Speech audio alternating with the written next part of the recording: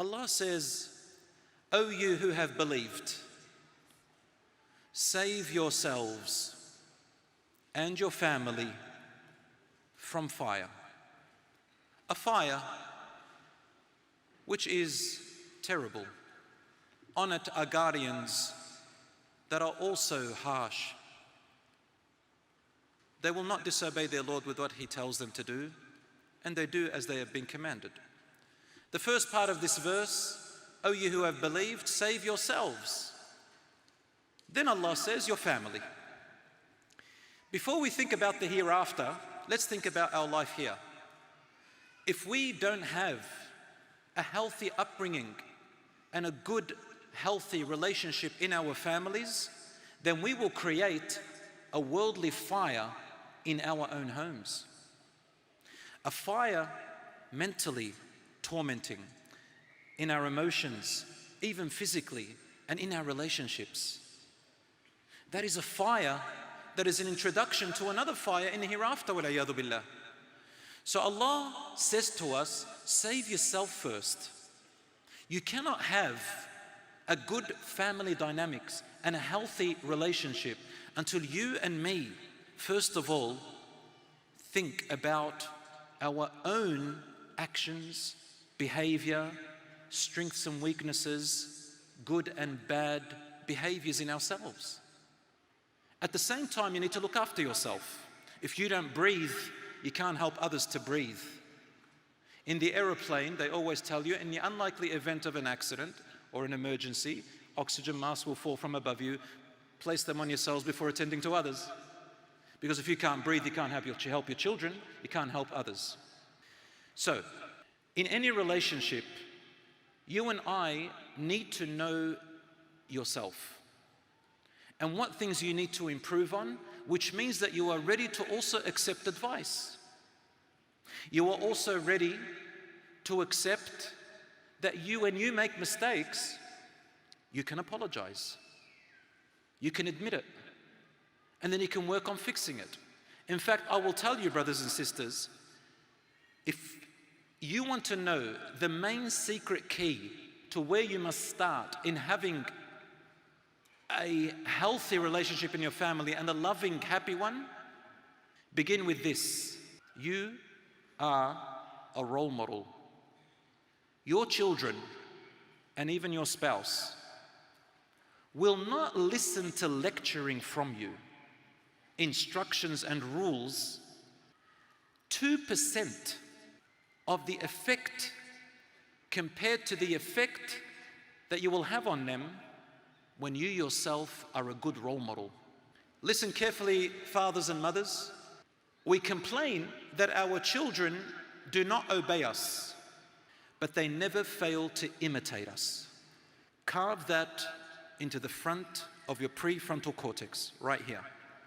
They will never fail to imitate us. If you're a father and you've watched your son who is 5, 6 years old, and you take off your shoes this way from the back, your child will take off his shoes this way from the back, the same way. Where you put them, where you place them. And then your children will look at how mum and dad talk to each other, how they look at each other, how they signal to each other, how they fight and how they reconcile. They'll look at the tone of your voice, not what you say, but how you say it. You know, you probably have witnessed this. If you say something good and beneficial to your child, but you say it in a loud, disturbing voice, your child switches off. And what do they remember? They remember disturbing, harsh voice. And therefore, the attitude is disturbing and harsh. But if you can tell them something, even if it is hurtful, meaning, even if it's something they don't want to hear, and you say it in a calm, loving tone, they will learn from you kindness, and maybe they will learn from you what you said. This reverse psychology, use it with your children. And have a house where most of the time there's calm, interactions. You know, I've been teaching for about 20 years. And one of the strategies that we've learned from each other as teachers and colleagues, we always complain that our students are not behaving. They're always raising their voice. The teacher that says to the students, "Quieten down, stop talking," guess what happens? The students raise their voice above his or hers. Then you raise your voice, "What did I say?" And the students go even higher. But the teachers who speak says, "I will not raise my voice above this. The next person who is talking will miss out on the instructions, and that will be on you." So then you repeat and you begin to write and begin to do the instructions. Suddenly the students' voices go down, quieter, quieter, quieter, below your voice. But you have to be consistent. So, it is not the disagreement through which conflicts occur, but it is through the tone that you disagreed with. Do you remember that? Okay. And if you change the way you look at things, the things you look at change. Let's change our mindset and our approach. My brothers and sisters, the family unit, the home, the father, the mother, the children, is the secret to the overall success and health, righteous upbringing of our children. And by extension, the relationship with our extended families also plays a huge role in the dynamics, the healthy relationship of our family. Not the school. Not the school. As teachers, a lot of the parents come and complain and try to pin it on the teacher and the school. Your pedagogy is not good, your ethics are not good, the way you run your school. My child, I've had them, I'm paying big bucks and you're not, teaching them. We say, hold on. 60 to 70% of the child's behavior, mindset, mental health, and their upbringing is from the home. It's from the home. Until 13 or 14 years old, then your child looks a little bit outside and looks at friends and social media to learn. If you don't catch it from the beginning, they're going to learn it from somewhere else. My brothers and sisters, if you are a person, for example, who road rages, your child will also road rage. If you swear at people, your child will swear at people. If mum and dad fight, your children are going to fight. If you yell at your children are going to yell at each other.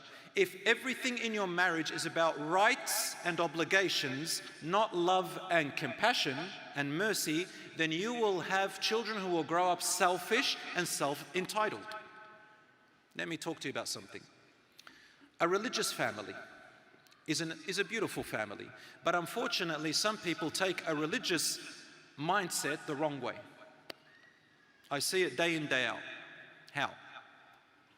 When you get married, Allah says, وَجَعَلَ بَيْنَكُمْ مَوَدَّةً وَرَحْمَةً إِنَّ فِي ذَلِكَ لَآيَاتٍ لِقَوْمٍ يَتَفَكَّرُونَ. Allah says, He created you for each other and you are compatible for one another as humans, man and woman. And He made between you love and mercy. And in order that you may find tranquility together, in this are many signs for people who reflect. Mawadda, rahmah, tranquility. Did you hear in the verse saying, and He made between you rights, responsibilities and obligations? If you want a contract-like relationship where there are two people living in a room like a business partnership that is void of love and emotions between each other, then go ahead and talk about a religious lifestyle based on only rights and obligations. But if you want a family built on love, compassion and mercy, then build a relationship based on giving up some of your rights from time to time and doing more than what your religious obligation says. If you want your children to learn that religion and faith means that they only use religious text when it suits them and only when it's about your own right, then you and your spouse display that role modeling to your children. But if you want a family that is built on giving, giving, loving, compassionate, and balanced, then teach them flexibility, giving and taking a little bit. When people build their homes on just, boundaries, my right, your right, this verse Allah said this, in this hadith Allah says that, then you're building a family of rigidity, void of love and compassion. Yes, Allah told us boundaries, but we use them in times of conflict and in order to set a standard by which the family can fall back on, but otherwise build love and mercy.